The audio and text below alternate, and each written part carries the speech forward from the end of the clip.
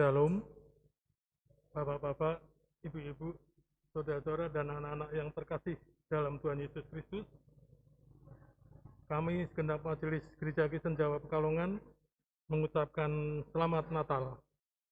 Kiranya damai sejahtera dan sukacita Natal senantiasa di hati kita. Ibadah hari ini, Sabtu tanggal 25 Desember 2021 adalah ibadah Natal dan hari ulang tahun Gereja Kristen Jawa Pekalongan ke-71. Akan dilayani oleh Bapak Pendeta Dwi Argo Mursito dengan tema Hadir dalam Kerapuhan. Selamat beribadah, Tuhan Yesus memberkati. Saudara-saudara, karena begitu besar kasih Allah akan semesta, maka Ia berkenan hadir di tengah-tengah kita. Allah yang Maha Kuasa berkenan merapuh dan hadir dalam diri manusia, yaitu Yesus. Ia lahir dalam kerapuhan, dalam diri seorang bayi di sebuah kota kecil, Bethlehem.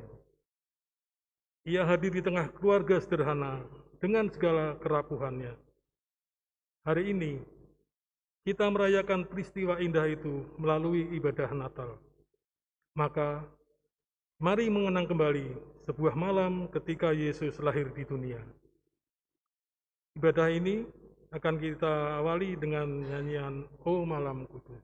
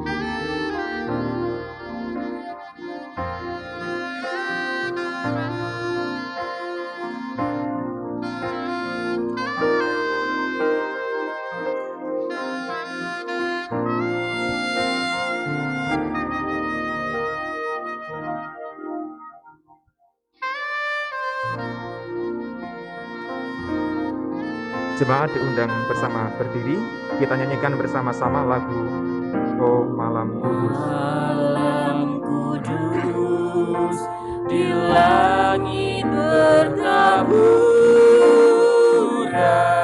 bintang kebilau terang gemerlap, terpancar kini sinar pengharapan yang dinantikan sekarang genap, dan bangsa yang lelah beroleh harap melihat fajar kini merekah.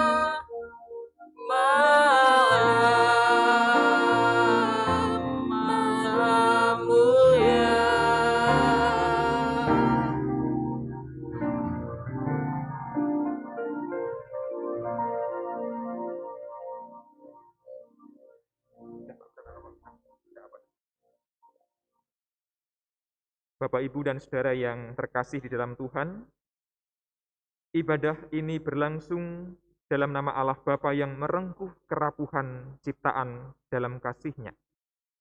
Dalam nama Yesus Sang Anak yang lahir ke dunia, dan dalam nama Roh Kudus yang hadir dalam diri kita. Amin.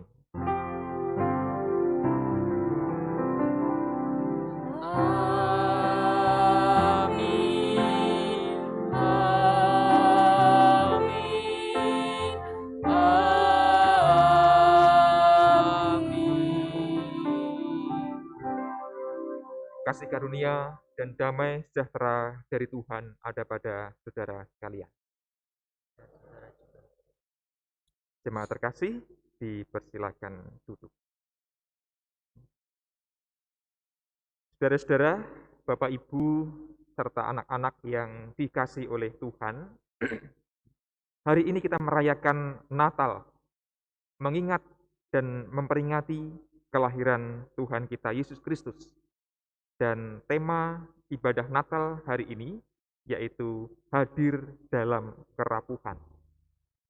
Untuk itu, baik warga GKJ Pekalongan yang hadir di ruang ibadah ini maupun yang beribadah secara online dimanapun berada, kita bersukacita karena boleh kembali merayakan kelahiran Yesus Kristus. Maka mari kita menaikkan pujian untuk memuliakan Allah melalui Kidung Jemaat 109 bait 1 dan 2. Hai, mari berhimne.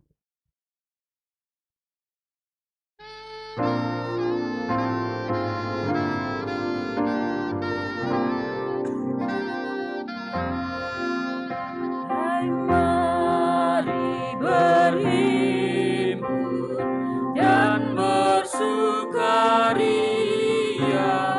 Mari semua ke Betlehem.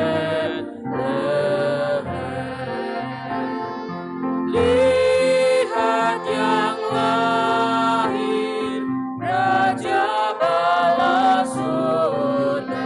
Sembah dan puji Dia, sembah dan puji Dia, sembah dan puji Dia, Tuhanmu.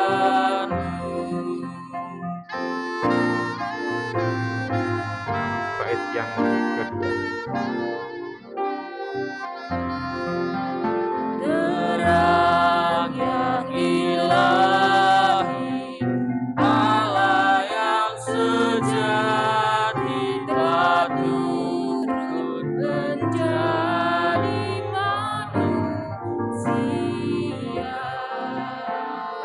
Allah sendiri dalam rupa insan, sembah dan puji Dia, sembah dan puji Dia, sembah dan puji Dia, Tuhanmu.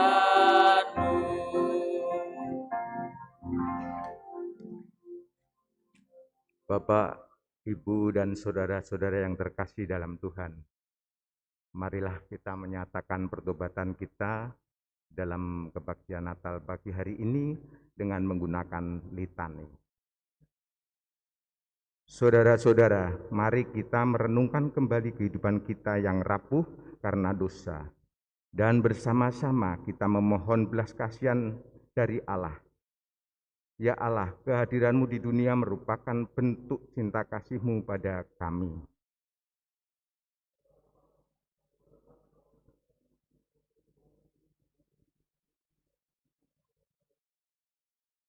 Ya Allah, Engkau hadir untuk mengajar kami, agar kami merengkuh dan menerima sesama kami yang rapuh. Ya Allah, ampunilah kami karena belum mampu mengasihi sesama kami yang lemah. Bahkan terkadang kami menyakiti sesama kami. Ya Allah, Engkau hadir untuk mengajar kami, agar kami pun merawat alam ciptaan-Mu yang juga rapuh. Ya Allah, ampunilah kami karena terkadang kami lupa merawat alam semesta. Bahkan kami pun terkadang merusak alam ciptaan.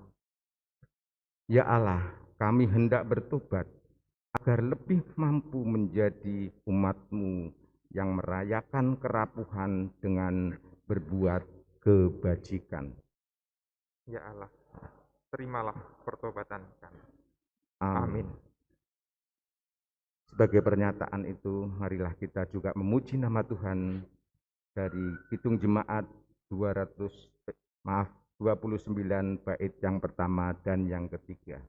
Di muka Tuhan Yesus, betapa hina diriku, dan seterusnya.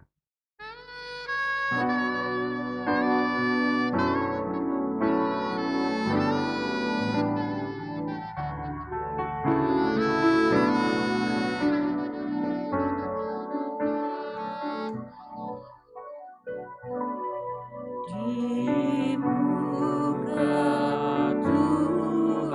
Tuhan Yesus, betapa hina diriku, ku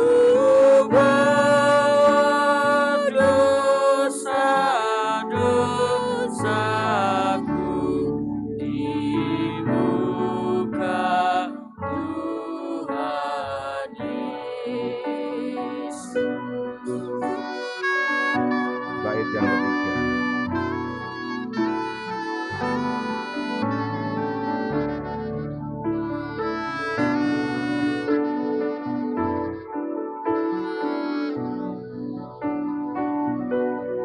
Di muka Tuhan Yesus, ku insaf akan salahku, bertobat kini hatiku di muka Tuhan Yesus.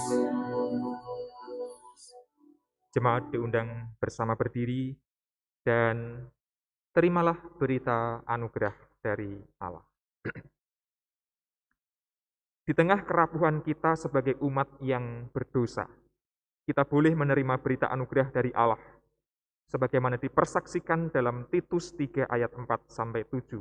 Beginilah bunyinya. Tetapi ketika nyata kemurahan Allah, Juru Selamat kita, dan kasih-Nya kepada manusia, pada waktu itu Dia telah menyelamatkan kita, bukan karena perbuatan baik yang telah kita lakukan, tetapi karena rahmat-Nya oleh permandian kelahiran kembali dan oleh pembaharuan yang dikerjakan oleh Roh Kudus, yang sudah dilimpahkannya kepada kita oleh Yesus Kristus, Juru Selamat kita, supaya kita, sebagai orang yang dibenarkan oleh kasih karunia-Nya, berhak menerima hidup yang kekal sesuai dengan pengharapan kita. Demikianlah berita anugerah dari Tuhan.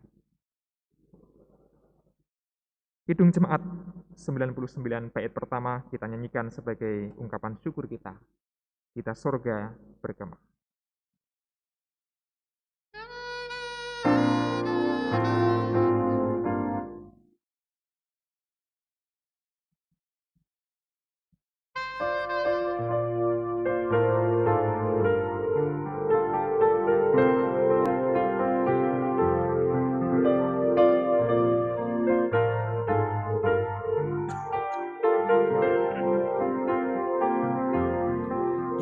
Kita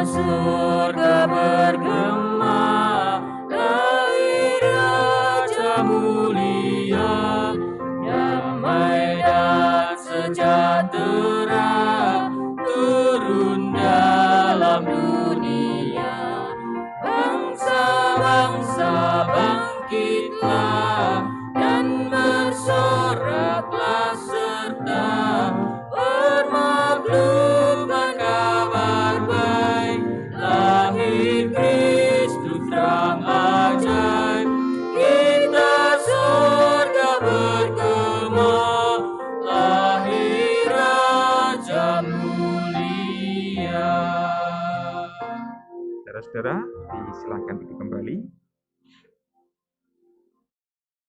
Mari menyambut firman Tuhan dengan penuh syukur dan kita berdoa memohon pimpinan Roh Kudus. Saya hantar. Ya Tuhan, hari ini kami bersukacita karena boleh merayakan kelahiran Yesus Kristus, Sang terang yang ajaib, Sang Raja yang hadir ke dunia dalam kerapuhannya. Kiranya pesan firman-Mu yang akan kami terima, sungguh-sungguh kami hayati, kami renungkan, agar Natal tahun ini sungguh-sungguh bermakna, sekalipun kami rayakan dalam berbagai keterbatasan dan kerapuhan. Kiranya Roh Kudus Engkau curahkan, menerangi hati dan pikiran kami, sehingga kami boleh menjadi pendengar sekaligus pelaku-pelaku sabda-Mu. Dalam nama Tuhan Yesus, Sang Sabda yang menjelma manusia, kami berdoa. Amin.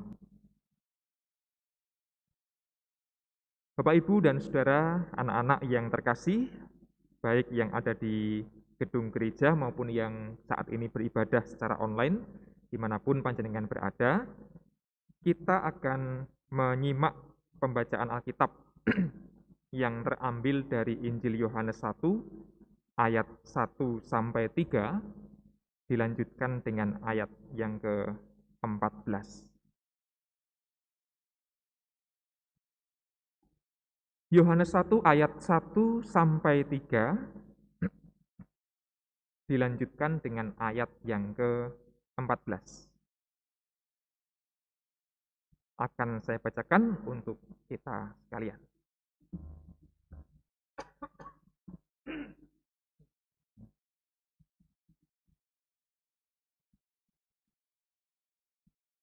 Pada mulanya adalah firman. Firman itu bersama-sama dengan Allah, dan firman itu adalah Allah. Ia pada mulanya bersama-sama dengan Allah.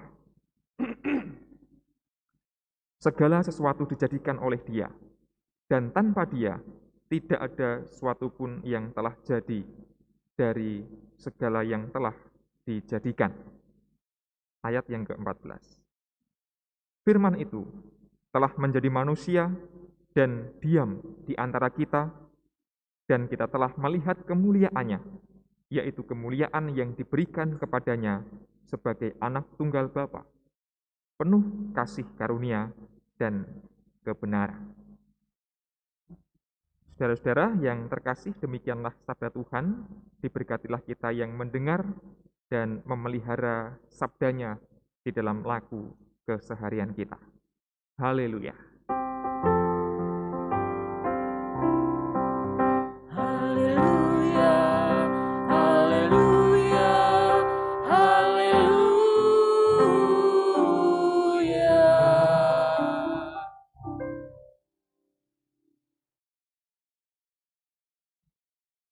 Hadir dalam kerapuhan. Itulah tema ibadah yang juga menjadi tema perenungan kita di saat menghayati firman Tuhan.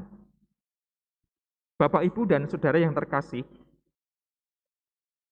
ini gambar siapa? Gambar sinten niki? Gambar yang sangat terkenal ya. Barangkali kita semua sepakat ini adalah gambar Yesus. Menika gambaripun Gusti Yesus. Punya kumis, punya brewok, rambutnya panjang, warnanya pirang, matanya berwarna biru. Kalau Gusti Yesus gondrong itu nggak apa-apa ya, ganteng gitu ya, ganteng, terus pandangannya itu menawan, meneduhkan. Tapi kalau kita seringkali melihat orang yang gondrong itu sok-sok nggak nyaman nih.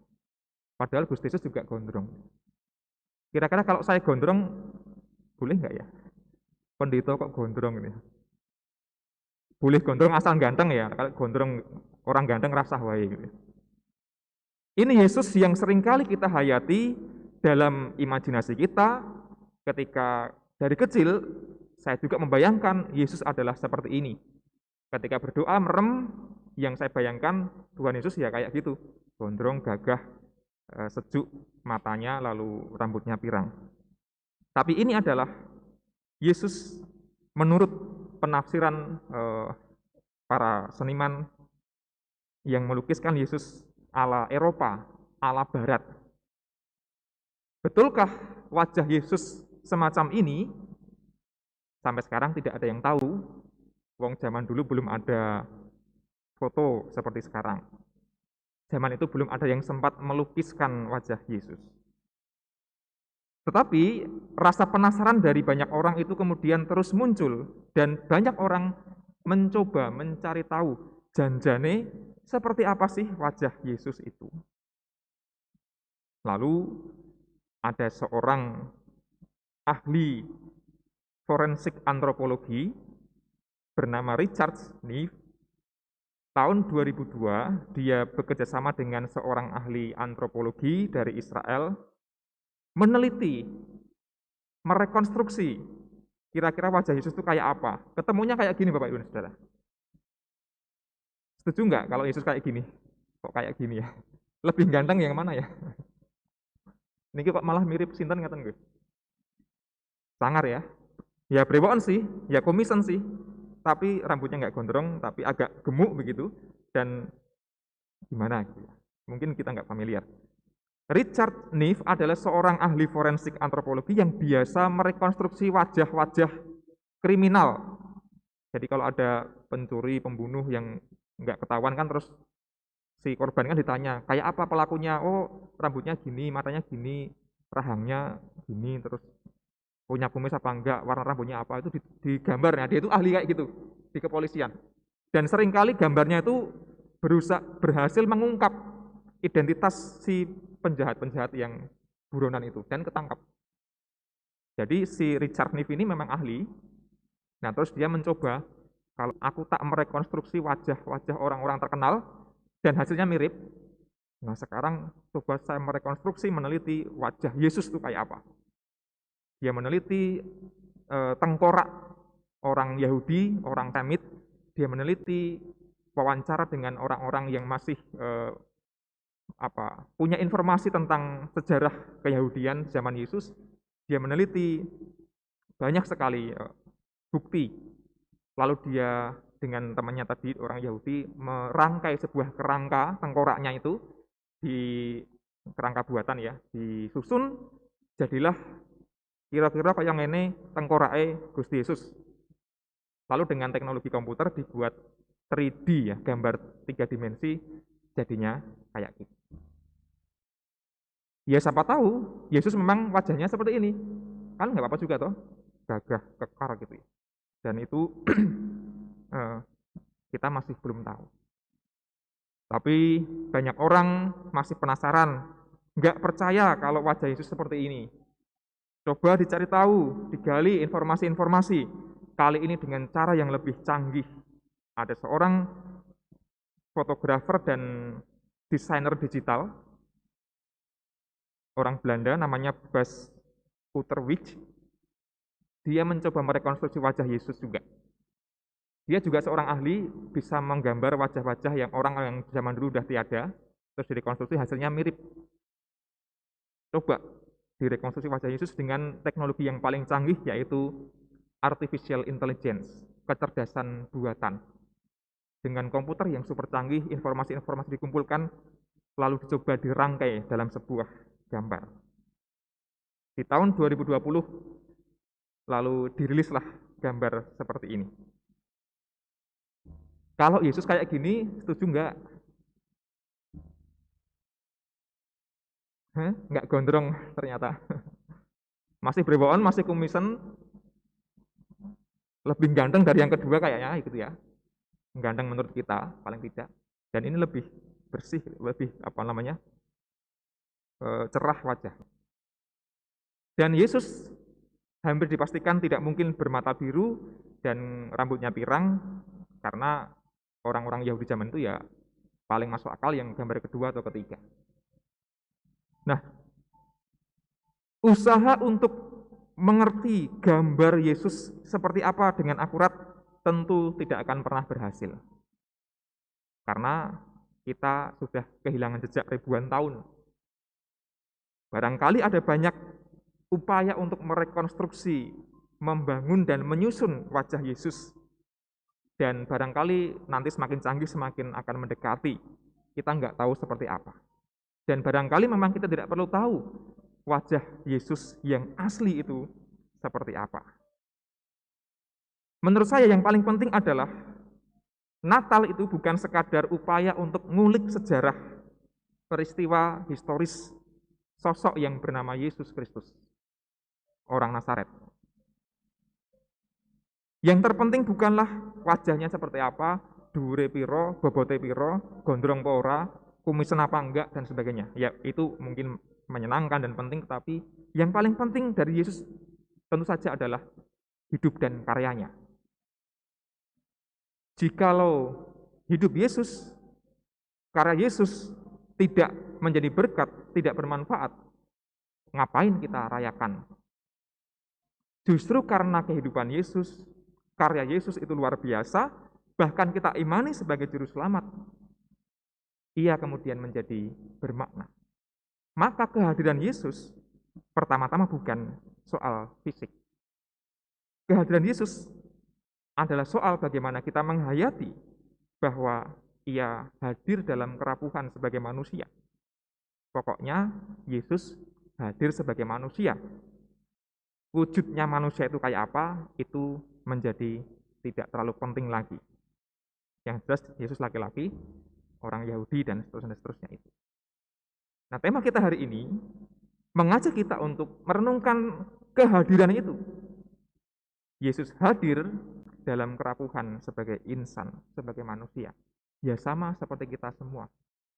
Punya rambut, punya daging, punya tulang, punya darah. Alamiah sekali. Yesus 100% manusia. Begitu kata dogma. Yesus hadir dalam kerapuhan.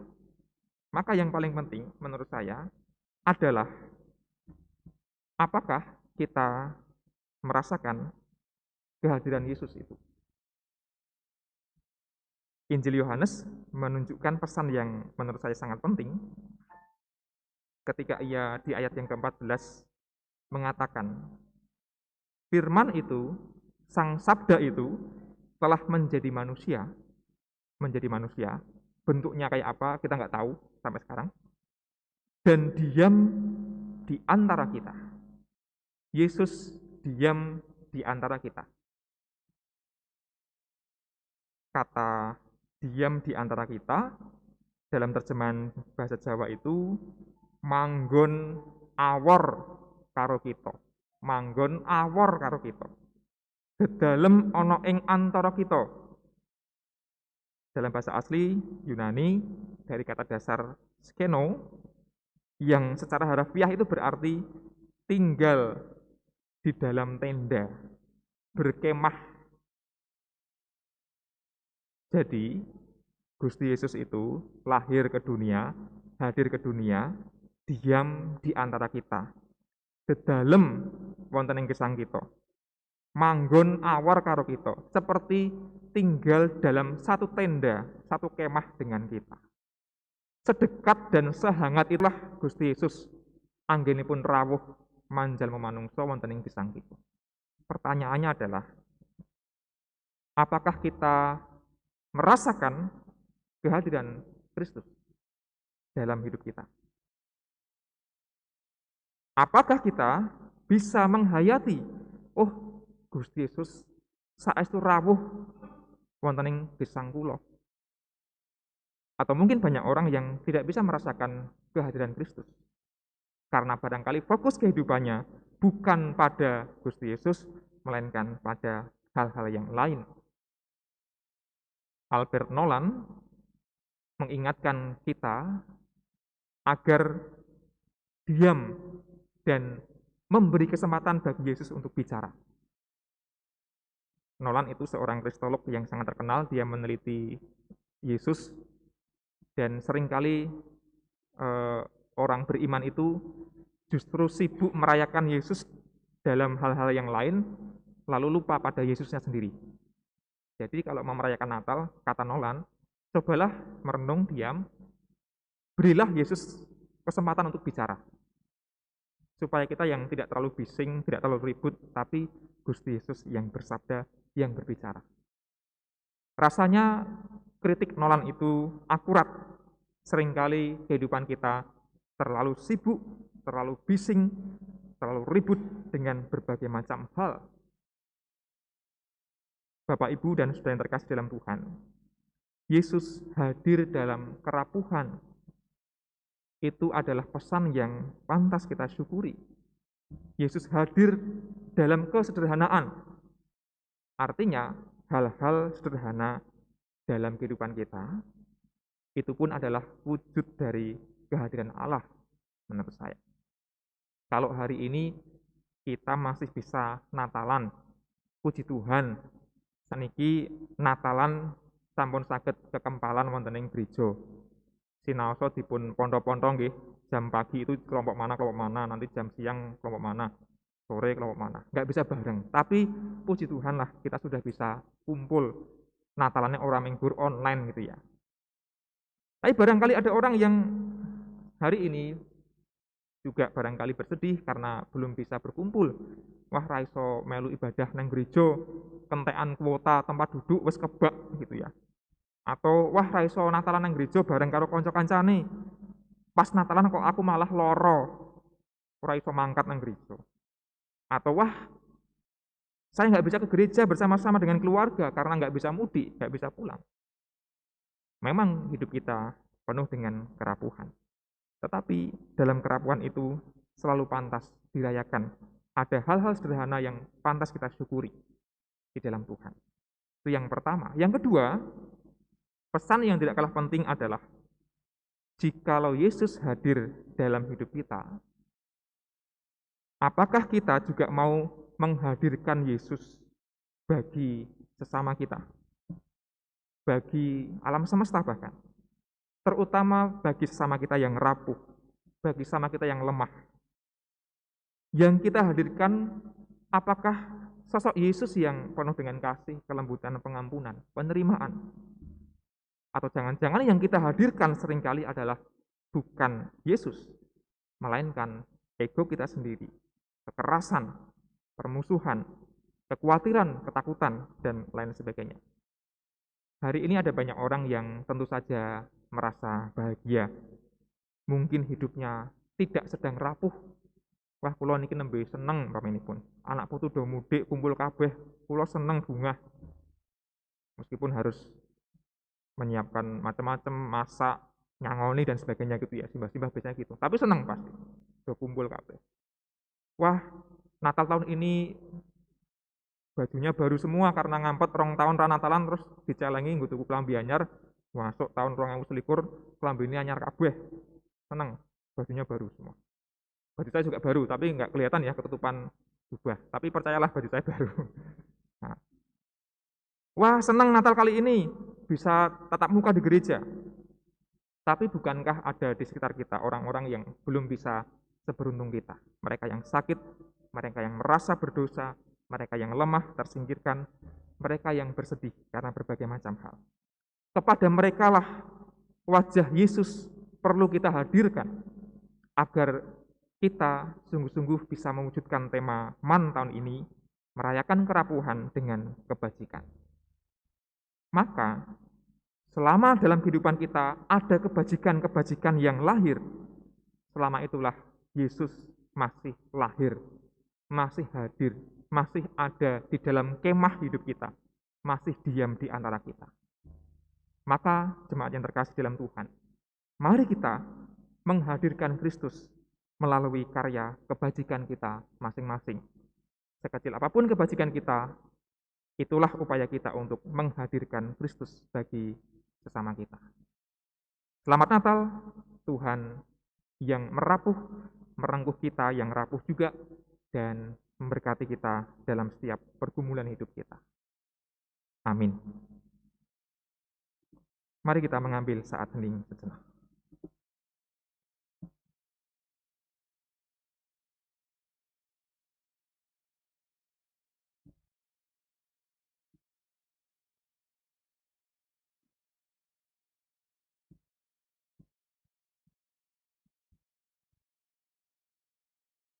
Mari kita berdoa. Terima kasih ya Allah, Engkau berkenan merapuh, hadir di dalam kerapuhan, yaitu Yesus Kristus yang adalah manusia. Kehadiran-Mu kami rayakan, bukan semata-mata dengan gegap gempita, pesta dan perayaan yang meriah, namun dalam setiap karya-Mu yang ajaib, berkat-Mu yang melimpah, itulah yang kami hayati sebagai kelahiran dan kehadiran Kristus. Maka biarlah kami dimampukan untuk bisa merasakan, menghayati kehadiran-Mu, meskipun terkadang dalam kehidupan kami ada berbagai pergumulan dan permasalahan. Kami yakin bahwa selalu ada hal-hal sederhana yang pantas kami syukuri. Ya Allah, mampukanlah kami pula untuk bisa menghadirkan Kristus bagi sesama kami, bagi keluarga kami, bagi orang-orang di sekitar kami, terkhusus bagi mereka yang sedang mengalami kerapuhan. Dengan demikian ya Allah, Kristus sungguh-sungguh hadir dan lahir dalam kehidupan kami dan dalam kehidupan sesama kami. Ialah Allah memampukan kami untuk berkarya melalui kebajikan-kebajikan kami. Inilah doa kami pinta di dalam nama Yesus Kristus. Amin.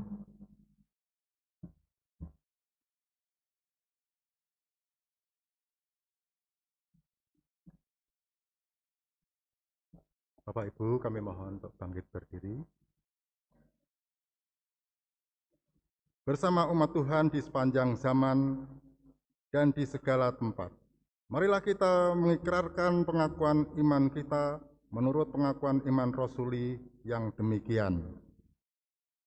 Aku percaya kepada Allah Bapa yang Maha Kuasa, Khalik langit dan bumi, dan kepada Yesus Kristus, anaknya yang tunggal Tuhan kita, yang dikandung daripada Roh Kudus, lahir dari anak darah Maria, yang menderita di bawah pemerintahan Pontius Pilatus, disalibkan, mati dan dikuburkan, turun dalam kerajaan maut. Pada hari yang ketiga, bangkit pula di antara orang mati, naik ke surga, duduk di sebelah kanan Allah Bapa yang Maha Kuasa, dan akan datang dari sana untuk menghakimi orang yang hidup dan yang mati. Aku percaya kepada Roh Kudus, gereja yang kudus dan am, persekutuan orang kudus, pengampunan dosa, bangkitan daging, dan hidup yang kekal. Bapak Ibu dipersilahkan duduk kembali. Saudara-saudara, mari kembali menghadap Tuhan menaikkan doa syafaat. Saya hantarkan. Ya Allah, di tengah kerapuhan kami dan kelemahan kami datang kepadamu, mensyukuri segala berkat dan penyertaan, mensyukuri segala kekuatan yang masih Engkau anugerahkan bagi kami. Bahkan di saat kami menghayati keberdosaan kami, betapa banyak dan besar pelanggaran yang telah kami lakukan, namun Allah masih merengkuh kami dengan kasih-Mu. Engkau menebus kami dari segala dosa. Maka ya Allah, mampukanlah kami untuk hidup penuh dengan syukur. Di tengah kerapuhan kami juga mengingat kerapuhan yang dialami oleh orang-orang terkasih kami, saudara kami, sesama kami. Bagi mereka yang rapuh karena sakit, yang dirawat di rumah sakit maupun dirawat di rumahnya masing-masing, Tuhan kiranya hadir dalam hidup mereka, memberikan kekuatan dan pertolongan, agar terus memiliki semangat untuk pulih dari sakit penyakit yang dialami. Kami juga mengingat keluarga-keluarga yang sedang rapuh karena relasi yang kurang harmonis, karena ada konflik di antara mereka.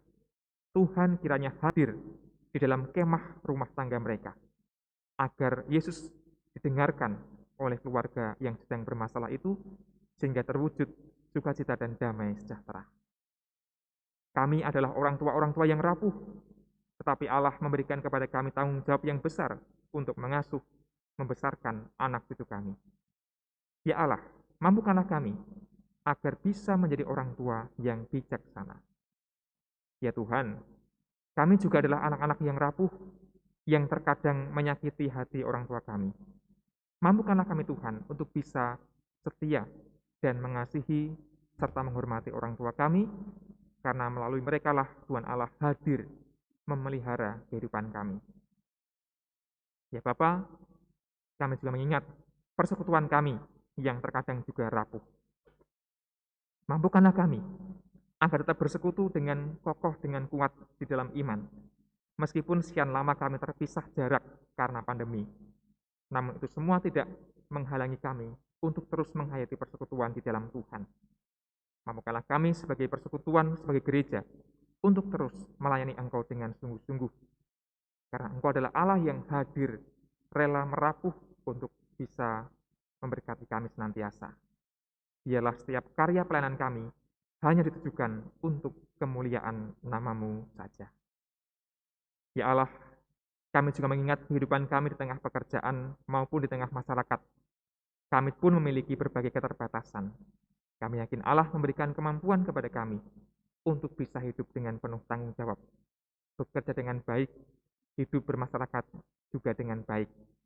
Karena di sanalah kami Engkau panggil, Engkau utus untuk mempersaksikan wajah Kristus, wajah yang penuh kasih, kejujuran, kelembutan, dan juga perdamaian.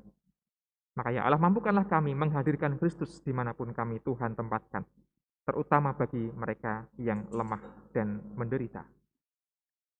Ya Tuhan, inilah doa kami. Semua kami naikkan di dalam nama Yesus Kristus yang kelahirannya kami rayakan. Amin.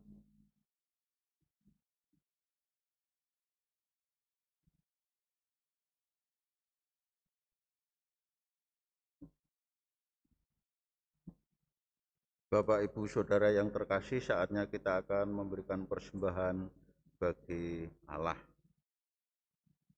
Tekniknya, keranjang pink untuk persembahan ibadah Natal, sedangkan kantong merah hati untuk persembahan syukur akhir tahun. Bapak, Ibu, Saudara cukup memasukkan persembahannya saja, karena nanti majelis yang akan berkeliling membawa keranjang dan kantong. Sebagai dasar di dalam kita memberikan persembahan bagi Allah, terambil dari Amsal 11 ayat 24 yang demikian bunyinya. Ada yang menyebar harta tetapi selalu berkelebihan. Ada yang hemat luar biasa tetapi selalu berkekurangan.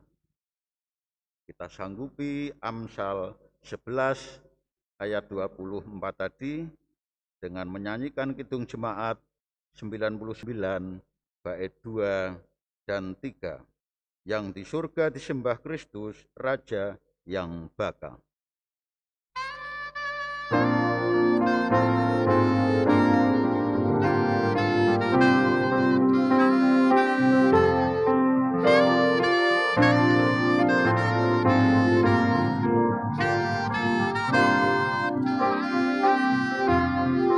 Yang di surga disembah Kristus Raja yang bakal lahir.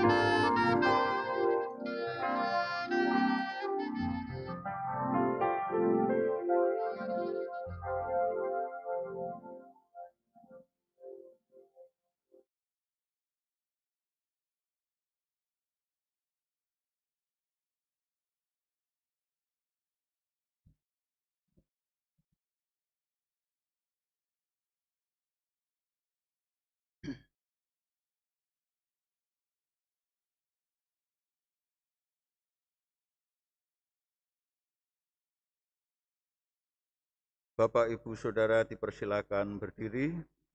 Kita akan berdoa, saya antarkan. Ya Allah yang senantiasa menyayangi kami, Engkau yang memberi hidup kami, Engkau yang memelihara hidup kami, melalui berkat yang telah Engkau curahkan di dalam kehidupan kami, melalui pekerjaan dan mata pencaharian kami masing-masing. Di hari Natal yang raya ini ya Allah, kami memberikan sebagian berkat-Mu. Kami aturkan kepadamu sebagai persembahan syukur kami, baik persembahan Natal maupun persembahan syukur akhir tahun, serta persembahan-persembahan yang lainnya. Ya Allah, terimalah dan kuduskanlah. Tak lama lagi kami akan mengakhiri ibadah pagi ini. Kami percaya Engkau senantiasa membimbing perjalanan kami. Kami percaya sampai di rumah damai sejahtera. Di dalam nama Yesus Kristus, kami berdoa, doa Bapa kami.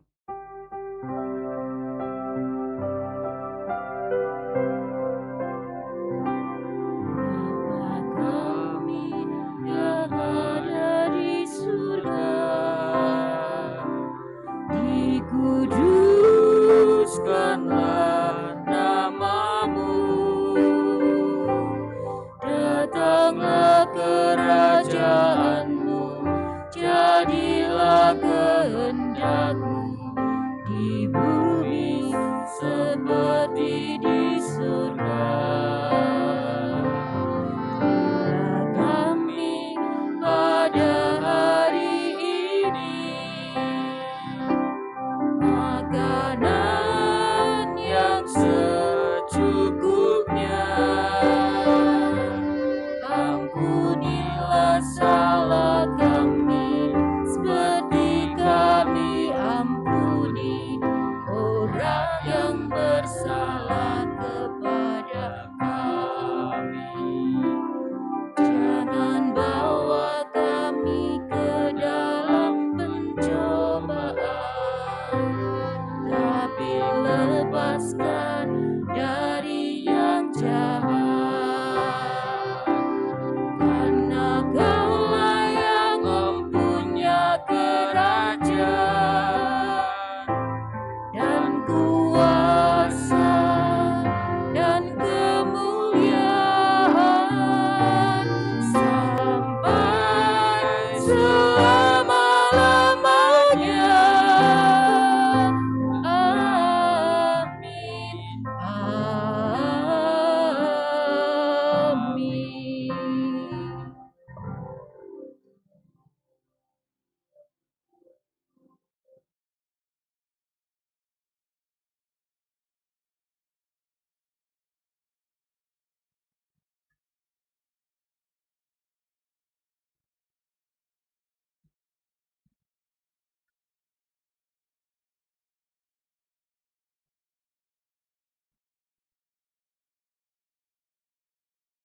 Untuk mengakhiri ibadah pagi ini, kita akan bersama-sama menyanyikan Kidung Jemaat 109 bait 6. Demi kita ini ia sudah lahir, peluk dia dalam iman teguh.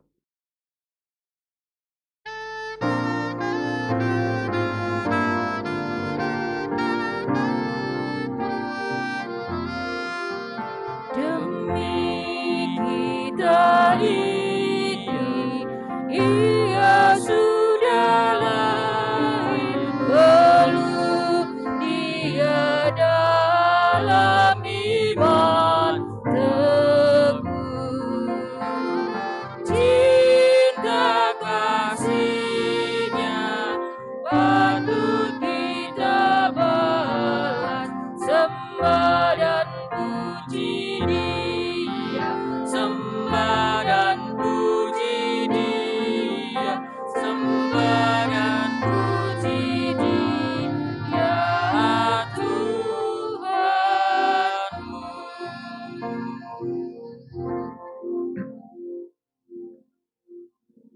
Jemaat yang terkasih, sebagaimana Allah mengasihi dunia, mari kita mengarahkan hidup kita untuk memelihara semesta.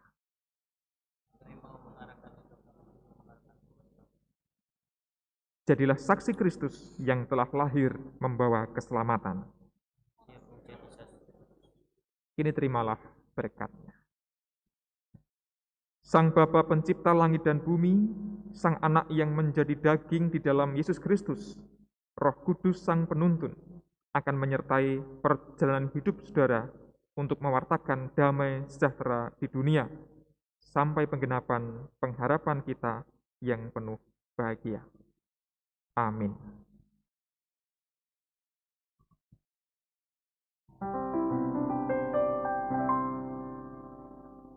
Amin, haleluya. Amin, haleluya. Terpuji namamu. Amin, haleluya.